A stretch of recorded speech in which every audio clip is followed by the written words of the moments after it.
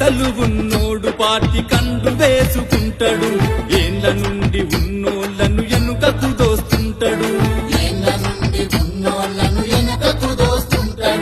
అధిష్టాన మనసు గెలిచి అణిచివేయ చూస్తాడు, ఆశపడ్డ పదవి పైన తను కన్నే వేస్తాడు.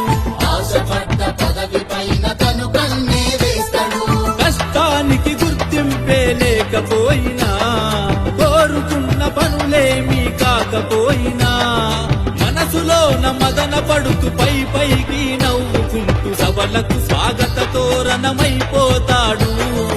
ఎన్నికల్లో గెలుపుకు కారణమవుతాడు.